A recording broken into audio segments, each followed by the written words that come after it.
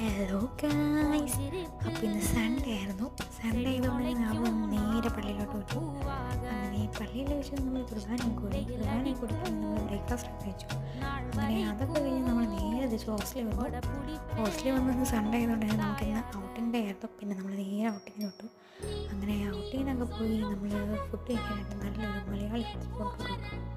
പറയാതിരിക്കാൻ പറ്റില്ല, അടിപൊളി സ്പോട്ടായിരുന്നു. നമ്മൾ കപ്പ ബിരിയാണിയാണ് കഴിച്ചത്. ഭയങ്കര ടേസ്റ്റാണ്, എനിക്ക് ഒരുപാട് ഇഷ്ടപ്പെട്ടു. സൂപ്പറാണ് കഴിച്ചത്. പിന്നെ അതൊക്കെ കഴിച്ച് നമ്മൾ നേരെ ഹോസ്റ്റലിൽ വന്നു. അങ്ങനെ ഹോസ്റ്റലിൽ പോകുന്നതിനത്തേക്കും വീണ്ടും നമുക്ക് അസൈൻമെൻറ്റ് ചെയ്തിട്ടുണ്ടായിരുന്നു. പിന്നെ നമ്മൾ നേരെ പോയി അസൈൻമെൻറ്റ് ചെയ്തു. അങ്ങനെ അത് കഴിഞ്ഞത്തേക്കും കുളിക്കാൻ ടൈം ആയിട്ടുണ്ടായിരുന്നു. പിന്നെ കുളിച്ചു. കുളി കഴിഞ്ഞത് വീണ്ടും അസൈൻമെൻറ്റ് ആയിരുന്നു. അസൈൻമെൻറ്റ് ചെയ്തു. അത് കഴിഞ്ഞത്തേക്ക് ഡിന്നർ കഴിക്കാൻ വേണ്ടിയിട്ടുണ്ടായിരുന്നു.